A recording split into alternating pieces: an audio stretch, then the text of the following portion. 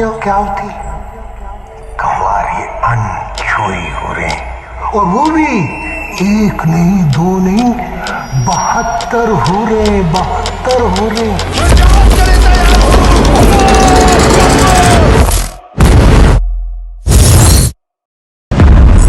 ओए तू तो पुराना धमाकेबाज निकला है। अरे हाकिम भाई, वो तो वक्त पे बम नहीं फूटा, वरना गेट में से बड़ा धमाका होता। China returns to the city that never sleeps. The resilient Mumbai has deliberately been attacked. Lashkar Mujahideen could be the one behind the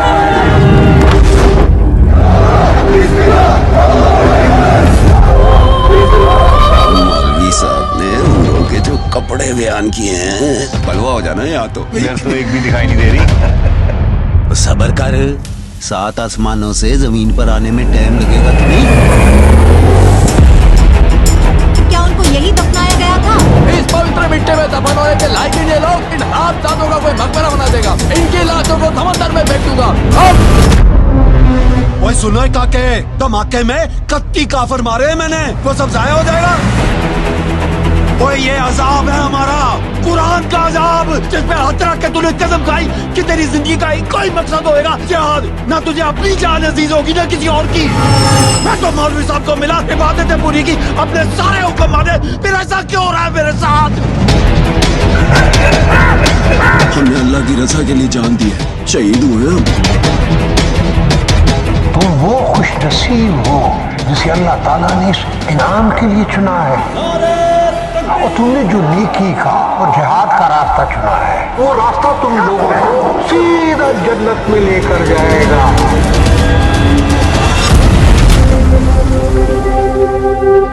शहादत का जाम पीकर जब जन्नत में आंखें खोलोगे तो अपने आप को हूरों की आगोश में पाओगे।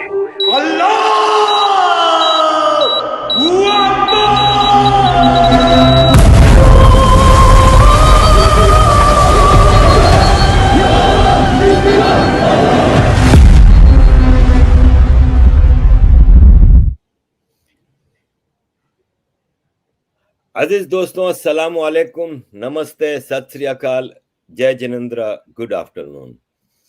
अजीज दोस्तों, भारत की सिनेमा ने एक नया रुख इख्तियार कर लिया है और अब लोग सच पे फिल्में देखना पसंद करते हैं, सच सुनना पसंद करते हैं। बहुत हो गया झूठ का, और झूठ पे लोगों ने बहुत ही माल भी बना लिया, लेकिन आज हम देख रहे हैं कि सच पे फिल्में बन रही हैं। ऐसे में एक फिल्म है 72 हुर्रें, जो कि 2021 में उसको नेशनल अवार्ड मिला। हालांकि अभी तक रिलीज नहीं हुई आम पब्लिक पे, लेकिन एक धमाकेदार फिल्म और टोटल सच के ऊपर और चीज़ों के ऊपर जो आजकल हम भारत में और दुनिया में भी देख रहे हैं कि जिस हिसाब से एक लालच एक 72 हुर्रों का दिया जा रहा है।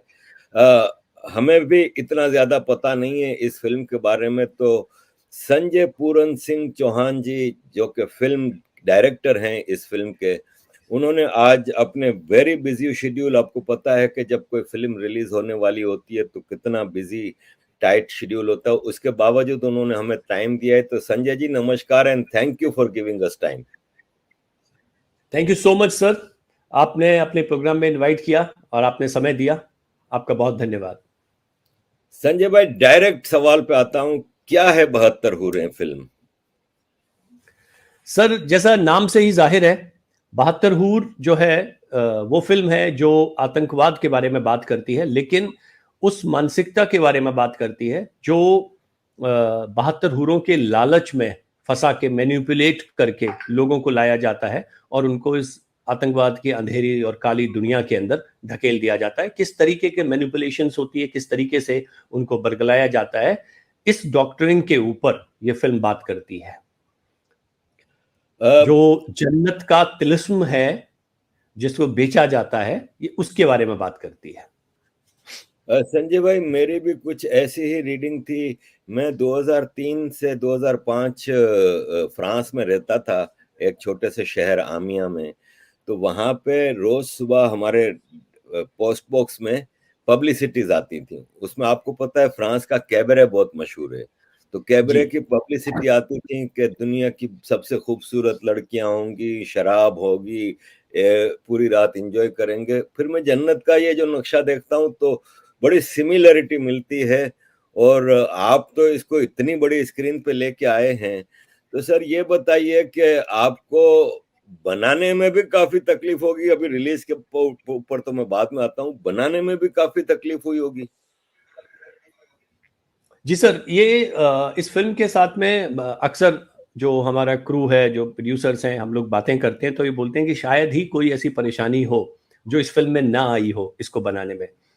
आपको मैं एक इंटरेस्टिंग चीज बताता हूं सर। ये आइडिया 2010 के आसपास जो था, इसके ऊपर हमने काम शुरू किया था और फिल्म का पहला प्रिंसिपल फोटोग्राफी का जो दिन था वो 2012 का था। तो तकरीबन आज से 11 साल पहले। उस जमाने में ये तसव्वुर भी करना मुश्किल था कि आप इस तरीके की बात कहना चाहते हैं। ये उस दौर की मैं बात कर रहा हूँ, क्योंकि हम हमेशा से हिंदी फिल्म इंडस्ट्री या Indian film industry in general अगर आप देखेंगे तो सीरियस सब्जेक्ट्स को उठा के कारपेट के नीचे डाल देती है और हर सीरियसनेस को उठा करके जो है वो लीपा पोती करके, वाइट वॉश करके एक अलग तरीके से प्रेजेंट कर देते हैं। मैं आपसे कुछ देर पहले बात भी कर रहा था तो मैं यही बात कह रहा था किसी के साथ में कि कश्मीर 60s 70s में स्क्रीन के ऊपर हमेशा आया, 80s में भी लोग गए, लेकिन सिर्फ डांस सॉन्ग्स ये सब आप शूट करके आ गए। कभी रियल इश्यूज की तरफ आपने ध्यान ही नहीं दिया। आप ऊपर के सरफेस को ही बस बात करते रहे, कभी आप नीचे स्क्रैच करने की कोशिश ही नहीं की। मिजाज भी बदल गया है लोगों का, तो एक फिल्म मेकर्स को भी थोड़ी हिम्मत मिलने लगी है कि हाँ, इस तरीके के सब्जेक्ट्स के ऊपर आप बात कर सकते हैं क्योंकि ऑडियंस सुनने को तैयार है। क्योंकि पहले ये माना जाता था बिकॉज हिंदी फिल्म इंडस्ट्री बहुत एक छोटे से ग्रुप से कंट्रोल होती है। से मतलब है कि जो ये समझते हैं कि उनको सिनेमा के बारे में सब कुछ पता है। लोगों को क्या है, 5 बजे 6 बजे स्टूडियो के दरवाजे बंद होते हैं तो उनका संपर्क भी आउटर वर्ल्ड से कट जाता है, बिकॉज वो अब उनका भी उतनी ही इंफॉर्मेशन रहती है जितने डे टाइम के अंदर वो अपने स्टूडियो के अपने रूम के अंदर बैठ के डिसाइड करते हैं। उनको ये लगता है कि वो फिल्म इंडस्ट्री के बारे में, ऑडियंस के बारे में सब कुछ जानते हैं, लेकिन ऑडियंस का अभी मिजाज बदलने लगा है। ये हाल ही में ये जो फिल्में आई हैं उनको जिस तरीके से ओपन हार्टेडली, होल हार्टेडली सारी ऑडियंस ने एक्सेप्ट किया और उनकी जो सुपर सक्सेस रही, उससे नए फिल्म मेकर्स को और तमाम फिल्म मेकर्स को ये हौसला मिलने लगा कि आप बिना लाग लपेट के सीधी बात भी कह सकते हैं। आपको मतलब एंटरटेनमेंट के जो एस्पेक्ट समझी जाती हैं कि ये चीजें, एलिमेंट्स, इंग्रेडिएंट्स होने चाहिए, वो नहीं भी हो, अगर आप ऑनेस्टी से, सही इंटेंट से सही बात कह रहे हैं तो आपके लिए ऑडियंस तैयार है देखने के लिए। ये हाल के वर्षों में हुई है। तो coming back to the point जहां से मैंने बात को शुरू किया था कि मैंने ये जब फिल्म 2012 में स्टार्ट की थी तो अपने हिस्से की बड़ी परेशानियां आई। सब्जेक्ट ऐसा था सर, और जिस अंदाज में ये बात मैं कहना चाहता था वो भी लोगों को लगता था कि ये इस तरीके से तो फिल्में नहीं कही जाती हैं, ये तो आप मतलब हर्ट करेंगे लोगों को, या और मुझे लगता था कि मैं टेररिज्म की बात कर रहा हूं और टेररिज्म की बात को जो है वो आप किन्हीं और शब्दों में नहीं कह सकते। उसका एक ही तरीका है और जब तक वो चुभेगी नहीं तब तक बात दूर तक जाएगी भी नहीं। क्योंकि अगर आप ऐसा नहीं है कि टेररिज्म के ऊपर ये पहली फिल्म है, इससे पहले Europe, America, even Indian film industry उन्होंने बहुत फिल्में की हैं, लेकिन वो बड़ी सुपरफिशियल सी फिल्म रही हैं जिनको आप सही मायने में टेररिज्म के ऊपर बेस्ड फिल्म नहीं बोल सकते थे। इसमें जो नरेशन का स्टाइल है, जो जिस तरीके से इस फिल्म को कहा गया है, ये एक बहुत अलग अंदाज में इस फिल्म को कहने की कोशिश की है। बाज दफा फिल्म या तो उन लोगों के जो विक्टिम रहे हैं उनके पॉइंट ऑफ व्यू से रही है, या वो लोग जो इन्वेस्टिगेट करते हैं उनके नजरिए से। ये पहली बार वो लोग जो इस तरह की चीजों को अंजाम देते हैं उनके नजरिए से इस फिल्म को कहने की कोशिश की है। और जो बहुत एक इंटरेस्टिंग पॉइंट है कि क्या मोटिवेशन है, किस वजह से ये आदमी ऐसा कर रहे हैं, क्यों ये कन्विंस्ड हैं इतनी जहरीली डॉक्ट्रिन से, और ये इस चीज को अंजाम देने पर, जिसके लिए अपनी जान देने पर आमादा है, फिदायीन बने हुए घूम रहे हैं। और उस चीज को उजागर करते हुए तो ये इसी अंदाज में कही जा सकती थी ये बात। तो उस दौर में तो ऐसा सोचना भी मुश्किल था और उसका खामियाजा हमें भुगतना भी पड़ा। तो जब हमारी फिल्म की डेट वगैरह सब आ गई थी, हम लोग शूट पर जाने वाले थे, तो जो एक, मैं नाम नहीं लेना चाहूंगा, उनका एक सीनियर एक्टर हैं, तो वो थोड़े अनकंफर्टेबल हो गए और उन्होंने मुझे एक दिन पहले, यानी कि हम अगर कल शूट करने वाले हैं तो आज रात उनका फोन आया, तैयारियां चल रही थी कि मैं एक्चुअली मुझे, मेरी फैमिली को लगता है कि ये लाइफ थ्रेटनिंग चीज होगी, बिकॉज हमारा तो फेस होता है सामने, तो मैं ये फिल्म नहीं कर पाऊंगा आपकी। तब तक मेरा फिल्म सिटी के अंदर सेट खड़ा हुआ है, हमारा एवरीडे कॉस्ट जो है वो बढ़ती चली जा रही है। हम 6-5 महीने प्री प्रोडक्शन कर चुके हैं, कंस्ट्रक्शन हो चुकी हैं, तैयारी है। और आप इमेजिन करिए कि आपके पास में, और ये कोई बहुत बड़े बजट की फिल्म नहीं है, छोटे बजट की फिल्म है, तो आपके पास में एक्टर नहीं है जिसके साथ में आप शूट करेंगे। बहरहाल हमने डिसाइड किया कि अब सेट को तोड़ना जो है वो ज्यादा कॉस्टली होगा, तो हमको उसको रखना ही पड़ेगा, और हम एक्टर ढूंढने निकले। हमें एक लंबा वक्त लग गया दूसरा रिप्लेसमेंट लेके आने में। अब जब हम वो रिप्लेसमेंट लेके आए तो पता चला कि ये एज ग्रुप के अंदर अब वो ये उस तरीके से नहीं बैठता है, तो आपको दूसरे एक्टर को भी बदलना पड़ेगा। तो जब हम उन्हें पवन जी के पास में, पवन जी ने वो रोल किया, तो पवन जी के पास में गए, तो उन्होंने पहले 3-4 सेकंड में डिसाइड कर लिया था कि वो ये फिल्म को करेंगे। मगर अब प्रॉब्लम ये थी कि वो उनका समय उन्होंने किसी और फिल्म के लिए दिया हुआ था, तो वो 3-4 महीने से पहले वो खाली नहीं होने वाले थे। फिर मेरी जिद ये थी कि मैं वर्कशॉप करवाऊंगा, तैयारी करवाऊंगा, बोलने का तरीका, लहजा, बातचीत, बॉडी लैंग्वेज, ये सब चीज़ों पर काम होगा। तो ये वर्कशॉप्स होंगी आपकी, तो इसमें भी वक्त लगने वाला है। और वो उसके लिए मेरे को किसी को बाहर से बुलाना है जो इन सब चीज़ों को, जिसको मैं चाहता था कि जिस तरीके से ये ऑथेंटिकली मैं चाहता था कि मॉडल हो उनके ऊपर, तो उस सब के लिए तो 5-6 महीने, हम 6 महीने ऑलरेडी निकल चुके हैं, 6-7 महीने से सेट खड़ा है। अब जब एक्टर मिला है तो फिर 5-6 महीने वो बिजी है। साल भर हमारा इस तरीके से ये चीजें चलती रहीं, और फिर फाइनली वो एक्टर आया, उनका दूसरा भी रिप्लेसमेंट किया, फिर शूट स्टार्ट किया। फिर पता लगा कि नहीं, वो जो साथ में जो दूसरा एक्टर है वो उतना वर्क नहीं कर रहा है। तो एक आधा दिन शूट करके, कुछ घंटे शूट करके फिर शूट रुका रहा। फिर हम दूसरा रिप्लेसमेंट ढूंढने निकले। फिर आमिर बशीर से बात हुई। आमिर बशीर के साथ में मैं पहले भी अपनी पहली फिल्म में काम करना चाहता था, लेकिन हम किसी वजह से कर नहीं पाए थे। तो जब इनसे बात हुई तो उन्होंने सब्जेक्ट के लिए तो हाँ बोल दिया, उनको चीज़ें अच्छी लगी, लेकिन वो प्ले कर रहे थे, लखनऊ में उनका कुछ प्ले चल रहा था। उन्होंने बोला कि मेरा जब तक ये कमिटमेंट मेरी पूरी नहीं हो जाती, मैं नहीं आ पाऊंगा। अगेन फिर उनकी वर्कशॉप करवानी थी, उनका वेट करना था। तो हम इस तरीके से, तो आप सोचिए कि जो कॉस्ट एक्चुअली कितनी बढ़ गई, एक फिल्म के ऊपर कितना बर्डन आ गया इस चीज़ का, और कितना समय जो है वो निकल गया। फिर मैं एक फेमस पाकिस्तानी एक्टर है राशिद नाज, उनके साथ में शूट कर रहा था। तो लोकल पॉलिटिकल पार्टीज जो है वो आ गई कि आप इनके साथ में नहीं कर सकते। वो बड़े इशू हुए उनकी सेफ्टी और उन चीज़ों को लेके। फिर कुछ मॉन्यूमेंट जो सेट थे वो इस तरीके थे कि कुछ मॉन्यूमेंट्स थे जिनके ऊपर जो टेररिस्ट स्ट्राइक हुई है, और जिसकी वजह से वो आधे गिर चुके हैं। तो इस पर बहुत सारा एक विरोध खड़ा हो गया कि आप ये इस तरीके की इतने सिग्निफिकेंट एंड इम्पोर्टेंस के मॉन्यूमेंट्स को आप टूटा हुआ कैसे दिखा सकते हैं without even knowing the story.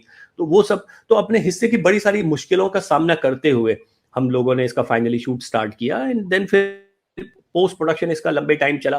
By the time film ready हुई 2019 में, ये film Indian international film festival of India, उसके एक प्रेस्टिजियस सेक्शन है इंडियन पैनोरमा, उसके अंदर ये फिल्म सेलेक्ट थी। इफ्फी में इसको UNESCO ICFT award special mention रहा। लेकिन उसके बाद फिर कोविड आ गया और ये फिल्म तैयार थी। हमारा प्लान था इसको 2019 में ही करने का, लेकिन फिर कोविड आ गया इसमें और ये सब चीज़ें चलती रहीं।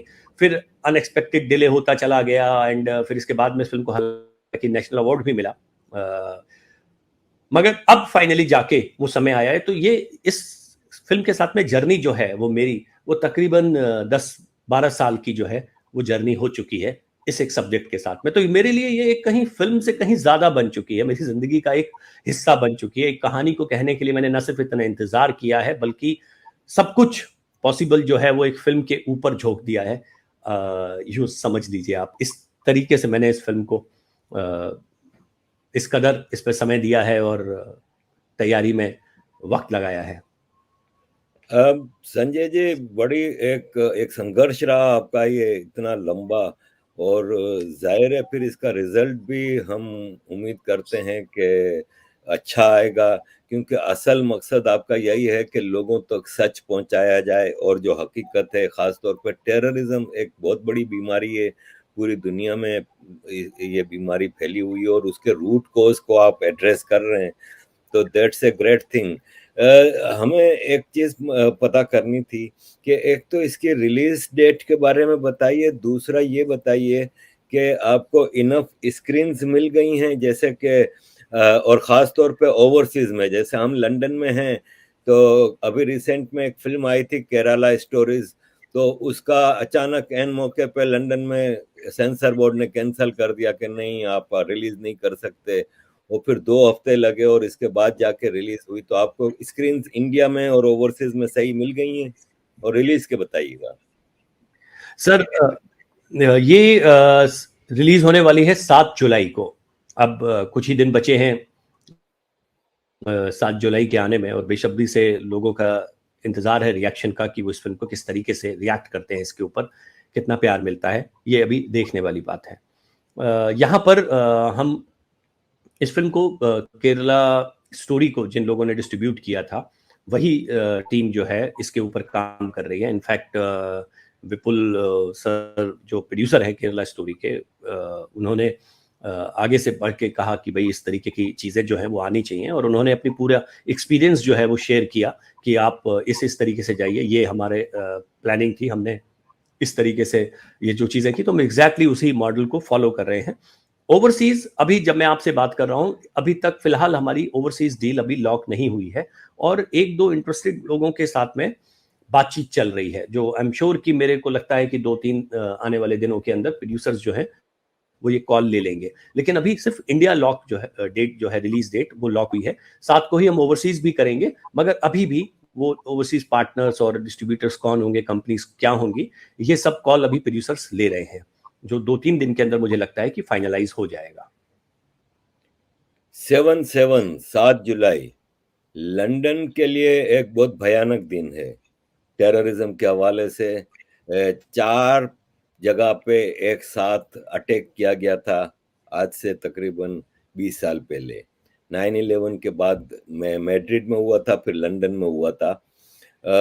बसों में लोग टेररिस्ट बैकपैक लेके चढ़े थे, बैकपैक छोड़ के उतर गए, धमाके हुए, मेट्रो में धमाका हुआ, और जो बदकिस्मती से पकड़े गए, क्योंकि वो टेररिस्ट सुसाइड बॉम्बर नहीं थे, उन्होंने अपना बॉम्ब छोड़ के चले गए थे, तो बाद में वो सीसीटीवी वगैरह से पकड़े गए, सारे के सारे पाकिस्तानी। तो आपने शायद कोइंसिडेंस है कि 7/7 को रिलीज कर रहे हैं, वरना हमारे लिए 7/7 लंदन वालों के लिए बड़ा भयानक दिन है कि ये, तो होपफुली हम भी सिनेमा में जाके ये फिल्म देखने के काबिल होंगे 7 जुलाई को। अदरवाइज जैसे केरला टाइम्स की जो केरला स्टोरीज की जो रिलीज थी थोड़ी डिले हुई थी, लेकिन बहरहाल हमें मौका मिल गया था। संजय सर, ये बताइए कि इसमें जनरली आपने जो टेररिज्म के रूट कोज को एड्रेस किया है, तो आपकी या आपके जो क्रू है, स्टाफ है, आपका जो कास्ट है, इन सबको भी खतरा तो होगा कि नहीं? सर देखिए, इसका पहला टीजर पोस्टर 4 जून को जो है वो जब अनवेल हुआ था, जो टीजर, मैं उसे टीजर तो नहीं बोलूंगा, वो एक डिजिटल पोस्टर था। उसके बाद से ही जो है वो प्रोड्यूसर्स और बाकी सारे लोगों को जो है वो हेट मैसेजेस या आप वो प्यार भरी चिट्ठी जो है वो आनी शुरू हो गई है, और हमारा विरोध करने में, इस फिल्म का विरोध करने में लोग ये भूल गए हैं कि वो टेररिज्म को जस्टिफाई करने पर आमादा हो गए हैं। बात टेररिज्म की हो रही है। उसके अंदर जो वो डिजिटल पोस्टर था उसमें कुछ टेररिज्म जो वर्ल्ड ग्लोबल पोस्टर बॉयज हैं टेररिज्म की दुनिया के, उनके चेहरे हैं। आप उन बातों को ही जस्टिफाई करने पर आ रहे हैं, क्योंकि सिर्फ आपको टारगेट करने के लिए, ये क्योंकि आप किसी भी तरीके से फिल्म मेकर्स की नीयत पर सवाल खड़े करना चाहते हैं कि आप इसलिए बना रहे हैं उसलिए। मगर क्या कोई इस बात को डिनाई कर सकता है कि आज दुनिया क्या फेस कर रही है टेररिज्म के नाम पर? एक भयावह चेहरा है ये। कितनी जाने गई हैं इनोसेंट लोगों की, क्या कसूर होता है उनका जो अपने घर से बाहर निकले हुए हैं, अपनी फैमिली के लिए, अपना रोजी रोटी अर्न करने के लिए बाहर निकले हुए हैं, और पता चलता है कि उस ट्रेन में धमाका हो गया, उस बस के अंदर धमाका हो गया, या ताज पैलेस में बैठे हुए लोगों के ऊपर अटैक हो गया। तो ये जो चीजें हैं, इतनी दर्दनाक कहानियां हैं, इसको किसी भी सूरत में इंसानियत के नाम पर आप कभी जस्टिफाई नहीं कर सकते। ये बात सबको समझने की जरूरत है कि टेररिज्म जो है वो एक बहुत बड़ी प्रॉब्लम है, और उसको हर फॉर्म में एड्रेस करने की जरूरत है, जागरूकता लाने की जरूरत है, क्योंकि वो कहीं बाहर से नहीं आते, समाज के बीच में से ही लोग निकल कर आ रहे हैं जो टेररिज्म का रास्ता अख्तियार कर रहे हैं, वजह कोई भी हो। और इस चीज को समझ के उन चीजों को रोकना चाहिए, ये जागरूकता लाने की जरूरत है। इसके ऊपर बात नहीं करके इस वजह से कि ये सर्टेन लोगों को अपसेट कर देगा या कोई इसको अलग तरीके से लेगा, मुझे लगता है कि इन सब बातों से ऊपर उठकर इन चीजों को बात करने की जरूरत है, समझने की जरूरत है कि ऐसा क्यों हो रहा है, और उसमें जागरूकता आएगी तो इस तरह की चीजें रुकेंगी दोनों ही तरफ से। ये सिर्फ इन्वेस्टिगेटिव एजेंसीज का ही काम नहीं है कि उन घटनाओं को रोकें, बल्कि समाज को भी, एक जागरूक समाज को, एक जिंदा समाज को ये बात याद रखनी चाहिए कि हमारे बीच में से ही निकल के लोग जा रहे हैं, और जहां तक हो सकता है हमें अपनी जिम्मेदारी निभा के इस तरीके की चीजों के प्रति सजगता रखने की जरूरत है। उनको नजरअंदाज करके अंडर द कारपेट डाल के कि ये कोई प्रॉब्लम ही नहीं है, ये सॉल्यूशन नहीं हो सकता इसका। तो इस तरीके की चीजों का विरोध करने की बजाय समझदारी से बैठ के सोचना चाहिए कि आखिर ये बात क्या कहने की कोशिश कर रहे हैं। आप उस बात से एग्री करें, डिसएग्री करें, वो एक बिल्कुल अलग बात है, मगर आप देखें, उस पर चर्चा करें, और भले ही आप उसे नापसंद करें मगर आप अपना नजरिया उसके बाद में दें, उसे जस्टिफाई ना करें। किसी भी फॉर्म में टेररिज्म को जस्टिफाई नहीं किया जा सकता। हर जगह आप किसी भी इनोसेंट की जिंदगी लेते हैं, ये गलत है, ये हर मजहब के अंदर गलत है, इसको नहीं करना चाहिए। इस चीज को बढ़ावा देना, वो किसी भी वजह से आप लालच देके आप अपने गोल्स को अचीव करने के लिए आप लोगों को बलगला कर उसका इस्तेमाल कर रहे हैं, इस बात की निंदा होनी चाहिए और इसके ऊपर एक्चुअली बात होनी चाहिए। इसीलिए मुझे जो इंटरेस्टिंग पॉइंट लगा इसका, कि मैं ये उनके नजरिए से बोल रहा हूँ जिनकी बात कोई नहीं सुन रहा है, ये उनके नजरिए से कही हुई कहानी है, इसीलिए ये बहुत इंटरेस्टिंग है। बिकॉज ऐसा नहीं है कि टेररिज्म पर मैं पहली बार कोई फिल्म लेकर आ रहा हूँ, बहुत फिल्में बनी है, मगर इस अंदाज में किसी की फिल्म नहीं है, इस तेवर में किसी की फिल्म नहीं है, और यही इस फिल्म को यूनिक बनाता है। दूसरी चीज, मैंने बिना लाग लपेट के सीधी बात कहने की कोशिश की है। मैंने उसको जस्ट कोई वाइट वॉश करने की कोशिश नहीं की, मैंने ऐसे शब्दों का चयन से बचने की कोशिश की है जिससे मैं जानता हूं कि मैं उन लोगों के सामने ये बात रखने की कोशिश कर रहा हूं जो उसको बहुत सिरे तक डिनाई करेंगे, तो इसलिए मैं उसको उसी भाषा में बोल रहा हूं जिससे स्ट्रांगली मेरा मैसेज जो है वो कन्वे हो जाए। And it's more than the words, it's a visual treat. ये फिल्म जो है वो एक, जो इसके ट्रेलर से ही पता चल जाएगा कि ये किस तरीके से इस विजुअल नैरेटिव को क्रिएट किया गया है, एक बहुत सही अंदाज में अपनी बात को सामने रखने के लिए कहा गया है। देखिए, मेरे पास में चॉइस थी कि मैं एक कमर्शियल फिल्म बना के अपने करियर को फर्दर करूं, या फिर मैं वो बात जिसमें मैं बिलीव करता हूं उसको सामने लेके आऊं। जब इस तरीके का सब्जेक्ट कोई भी फिल्म मेकर चुनता है, सिंसियर एफर्ट्स की जरूरत होती है, सिंसियरिटी के साथ में उस फिल्म को बनाने की जरूरत होती है, बिकॉज आप बाकी फिल्मों के जैसे इसको नहीं बना सकते, क्योंकि ये जिम्मेदारीपूर्ण सब्जेक्ट्स हैं, तो इनको सही जस्टिफाई करना बहुत जरूरी होता है, और उसी अंदाज में इनको कहना वो भी बेहद जरूरी होता है। मैंने अपनी तरफ से भरपूर कोशिश की है, अब मैं उम्मीद करता हूं कि मैं इस कोशिश में कामयाब रहा हूं, लेकिन ये मुझे 7 तारीख के बाद पता चलेगा। संजय भाई, आपने बिल्कुल सही बात की, क्योंकि होता यह है कि हर चीज को इस्लामोफोबिया का नाम दे दिया जाता है। ये कहते हैं कि सारे मुसलमान टेररिस्ट नहीं हैं, तो किसी ने खूबसूरत जवाब दिया कि सारे मुसलमान बिल्कुल टेररिस्ट नहीं हैं, लेकिन बदकिस्मती से सारे टेररिस्ट मुसलमान हैं। तो ये एक हकीकत है, और फिर जब इस सच को आप एड्रेस करते हैं, पब्लिक करते हैं, खुल के बात करते हैं, तो आपके ऊपर इस्लामोफोबिया का ना स्टैंप लग जाता है। और अब तो यूनाइटेड नेशंस के लेवल पे इस्लामोफोबिया का रिकॉग्नाइज कर दिया गया है, जबकि मैं यूनाइटेड नेशंस में तकरीबन 33 साल से काम कर रहा हूँ। मैं समझता हूँ ये रिजोल्यूशन रिलीजियोफोबिया पे होना चाहिए, कि किसी भी रिलीजन का आप वो नहीं करें। लेकिन बहरहाल एक सवाल जहन में उठता है कि हम तो आउटसाइडर हैं, बॉलीवुड या इंडियन फिल्म इंडस्ट्री से हमारा तो कोई ताल्लुक नहीं है, लेकिन हम स्टोरीज सुनते हैं कि बॉलीवुड में भी एक नेक्सस है जिसने पूरी बॉलीवुड को भी हाईजैक किया हुआ है। तो आपको विद इन इंडस्ट्री भी काफी रेजिस्टेंस मिली है, या आपको अनवेलकमिंग या कुछ ऐसा नजर आया? सर, इस फिल्म को मैं ऑनेस्टली बहुत सारे प्रोजेक्ट्स के ऊपर अलग अलग चीज़ों पर काम कर रहा हूँ, लेकिन जो सीजन प्रोडक्शन हाउसेज हैं उनके साथ में मैं काम कर रहा हूँ। तो जब ये हर जगह पर इस फिल्म की बात हो रही है, लेकिन इंडस्ट्री के अंदर एक्चुअली किसी ने मुझसे इसके बारे में बात नहीं की, बिकॉज वो उनके अपने रीजंस हैं, और मैं समझता हूँ कि मतलब मैं इसके लिए उनको दोष नहीं दूंगा, ये हमेशा से बॉलीवुड का एक एटीट्यूड रहा है। वो अपनी पसंद से चीज़ों को बताते हैं, वो उनका खुद का मानना है कि ये सब्जेक्ट जो है लोगों को पसंद आएगा, बिना किसी तर्क के उनको लगता है कि ये चीज़ें जो हैं वो नापसंद होंगी।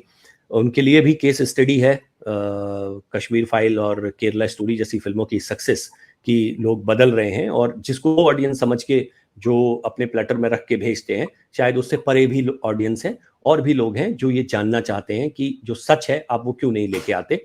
ब्रूटल ऑनेस्टी के साथ में प्रेजेंट किया हुआ सच हमेशा जो है उसकी ऑडियंस उसको मिल जाती है, अगर आपका इंटेंट सही है तो। इंडस्ट्री से मुझे लगता है कि सर अभी और वक्त लगेगा उनको ये एक्सेप्ट करने में कि सिनेमा की यही फॉर्म जो है वो भी, ये फॉर्म जो है वो भी लोगों को पसंद आती है, जिसके अंदर आप ऑनेस्टी के साथ में अपनी चीज़ों को रखते हैं। आप उसको हर चीज़ को मजाक और गैर संजीदा तरीके से ही पेश करेंगे तभी लोग उसको पसंद करेंगे, ऐसा नहीं है। लोग जाग चुके हैं, ऑडियंस चाहती है कि आप सही तरीके से बिना उसको में लीपापोती किए या उसको वाइट वॉश किए प्रेजेंट करें, तो लोग आपको ऑडियंस मिल जाती है। अभी ये बॉलीवुड को समझने का समय आ गया है, कुछ दिनों में सोचने लग जाएंगे इस चीज़ के बारे में। जैसा बाकी फिल्मों को किसी ने बहुत ज़्यादा एक्सेप्ट नहीं किया इंटरनली बॉलीवुड के अंदर, इसको भी नहीं किया। वो मुझे जानते हैं, मिलते हैं पर्सनल लेवल पे, हम दोस्त हैं, लेकिन as far as the film is concern, मुझे किसी के फ़ोन आए हो या किसी ने इस बात के लिए, रिलीज़ के लिए मुबारकबाद दी हो, इस तरीके का कुछ नहीं हुआ, वो स्वाभाविक है। विशाल जी, जब ताशकंद फाइल्स रिलीज करने के लिए लंदन आए थे विवेक अग्निहोत्री जी और पल्लवी जी, तो मुझे भी उन्होंने दावत दी थी, तो मैं उनसे मिला था। तो मैंने कहा आगे क्या प्रोग्राम है, तो उन्होंने कहा एक मैं बना रहा हूँ कश्मीर फाइल्स के नाम से फिल्म, एक दिल्ली फाइल्स के लिए भी तैयारी है, और फिर हम देख रहे हैं कि अब उनकी वैक्सीन के ऊपर भी एक फिल्म आ रही है। तो 3-4 प्रोजेक्ट हर एक क्रिएटिव डायरेक्टर के जहन में होते हैं फ्यूचर के लिए।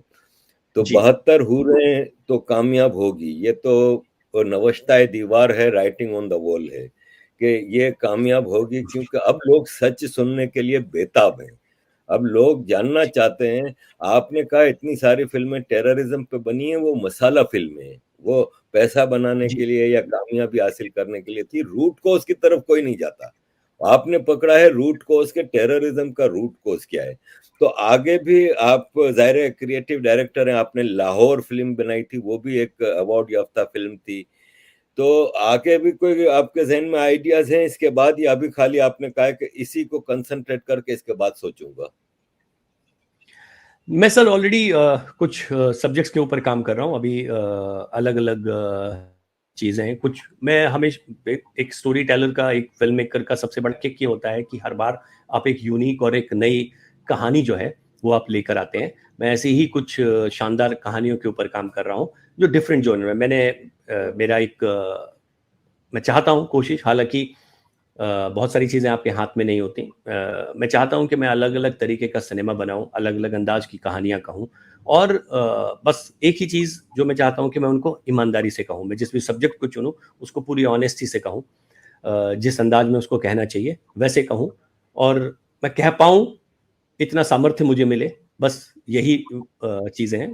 हाँ, as far as the subject is concern, मैं अलग अलग चीज़ों को अटेम्प्ट करना चाहता हूँ, बिकॉज हमारे आसपास बहुत इंटरेस्टिंग घटना चक्र जो है वो चलता रहता है, और उसमें से बहुत सारी चीज़ें जो है, कुछ हिस्से आपके साथ में हमेशा के लिए रुक जाती हैं कहानी, और आप उनको फिल्म के तौर पर लेके चले आते हैं।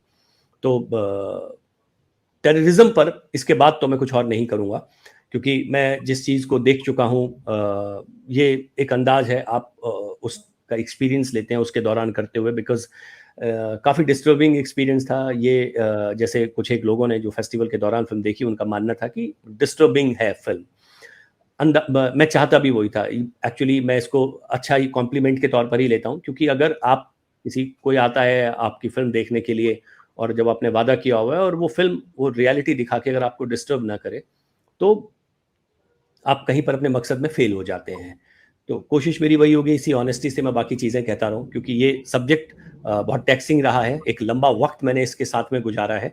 तो इसकी रिलीज़ के बाद में मुझे लगता है कि ये चैप्टर जो है इसका क्लोजर हो जाएगा, and then I will move on to the next. और वो इन 2-3 जो कहानियाँ हैं उनके अंदर से मैं डिसाइड करूँगा। मल्टीपल फैक्टर्स होते हैं एक फिल्म को फाइनल करने के अंदर, तो वो सारे पैरामीटर्स पूरे होने पर वो होगा। तो जब आपसे नेक्स्ट टाइम बात होगी तो मैं डेफिनेटली आपको कॉन्क्रीट में बता पाऊंगा कि मैं नेक्स्ट क्या करने वाला हूँ। संजय जी, दो सवाल बचते हैं मेरे पास। पहला ये कि मैं जैसे एक छोटे मोटे लेवल पे एक अवेयरनेस फैलाने का काम कर रहा हूँ, सच बोलने का, तो अक्सर मुझसे लोग सवाल करते हैं कि फैमिली का सपोर्ट है कि फैमिली की तरफ से आपको मुखालफत है। तो इमीडिएट फैमिली, मेरी बीवी, मेरे बच्चे मेरे साथ हैं, और उनकी सपोर्ट ना होती तो आप समझ सकते हैं मैं आगे बढ़ ही नहीं सकता। उनकी फुल सपोर्ट है। भाई बहन जो पाकिस्तान में रहते हैं उन्होंने तो ताल्लुकात खत्म कर दिए हैं, काफिर है, गद्दार है, जो है वगैरह। सच बोलने पे आपको पता ही है क्या होता है। आपको भी फैमिली में सपोर्ट आया कि रेजिस्टेंस आई कि यार क्यों ऐसे टॉपिक उठा रहे हो, क्यों सबको खतरे में डाल रहे हो? क्या रहा आपका एक्सपीरियंस? सर मैं एक ऐसे परिवार से था जिसका सिनेमा से कुछ कोई रिश्ता नहीं था। हम सिर्फ इतने ही फिल्मी थे कि जितना फिल्में देखने वाले होते हैं, उससे ज़्यादा ताल्लुक मेरा नहीं रहा। तो मैं उनको मेरी वाइफ को ये बात मालूम नहीं थी कि मैं किस तरीके के सब्जेक्ट पे काम कर रहा हूँ। ये तो जब ये चीज़ें उठने लगी तो उनको लगा कि अच्छा ये सब्जेक्ट है या इस तरीके का, क्योंकि ये मेरा पैशन है और मैं बहुत ज़्यादा डिस्कस भी नहीं करता था। फिल्म है क्या है ये कभी किसी ने पूछा नहीं। ये उनको अब ऑफ लेट जो है वो पता लगा कि ये इस तरीके की चीज़ों पर है।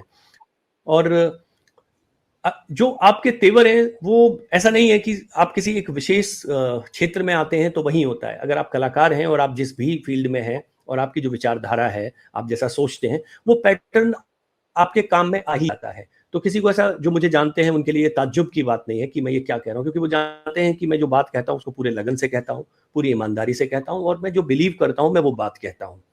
तो नोइंग मी, उनको पता है कि सीधी तो नहीं, मतलब इस कुछ ना कुछ तो वजह होगी जिसकी वजह से इसको ये कहना चाहता है, और इसको समझाने से तो कुछ होने वाला है नहीं। तो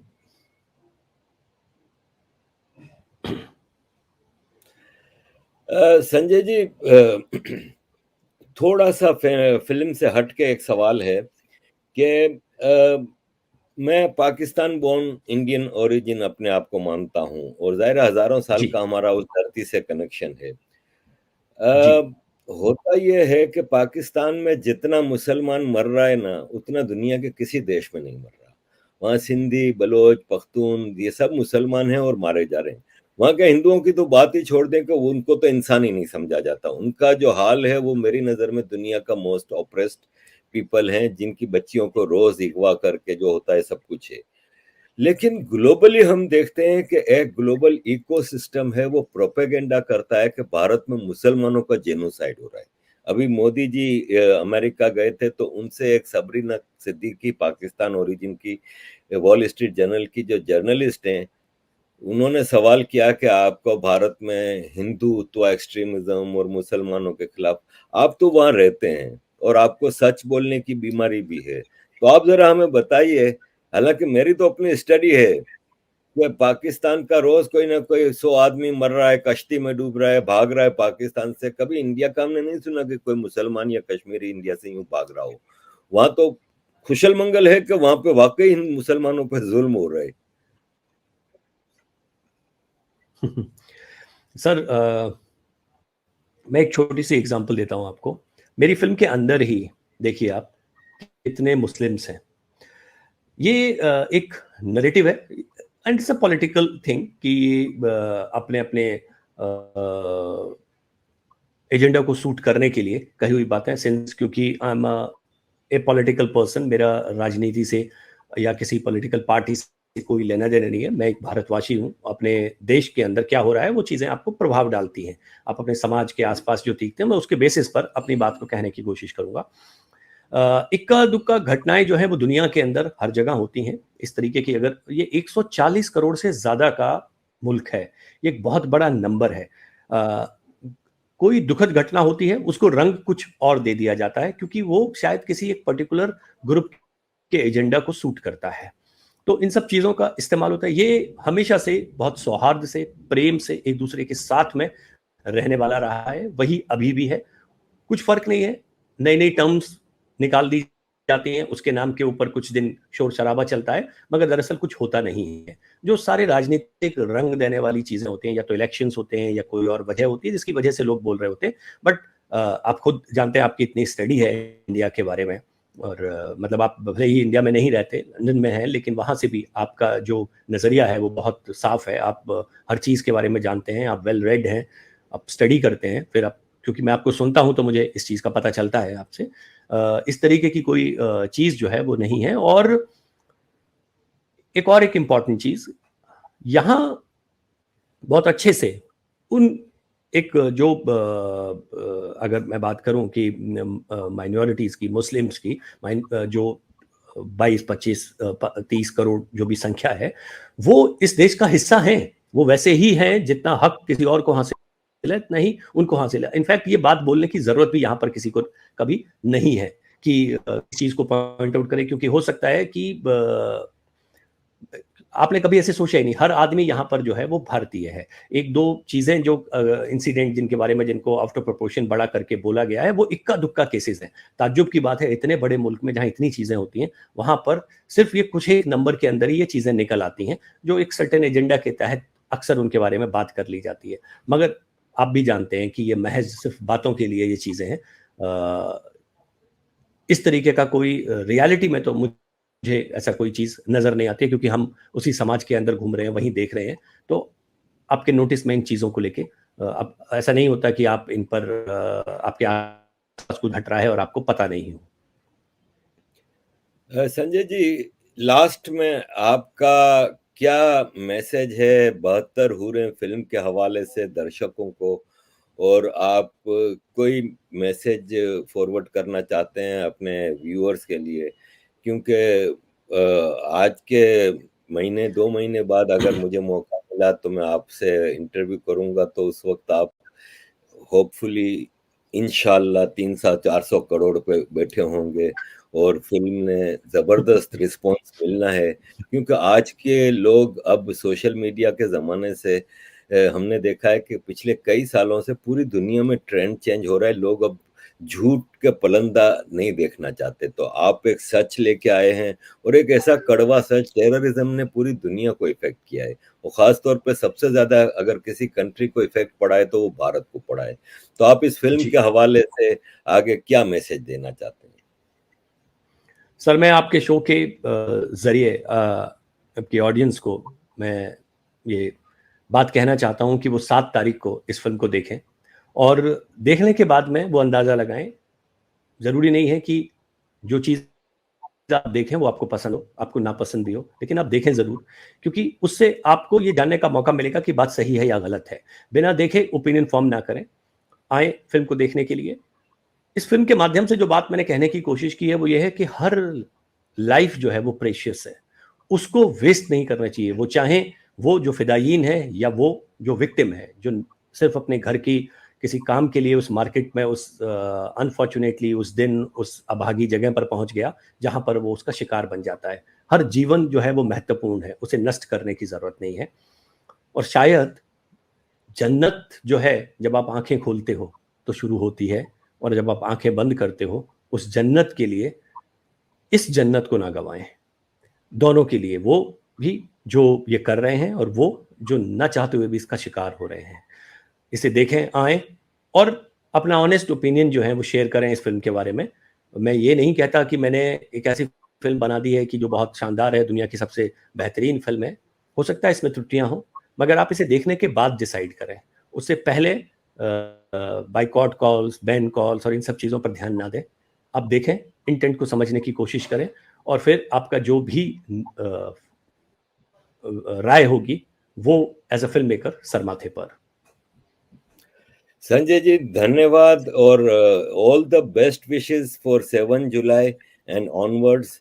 और होपफुली ये फिल्म एक रिकॉर्ड ब्रेकिंग फिल्म होगी, क्योंकि हम चाहते हैं कि लोगों तक ये कड़वा सच पहुंचे।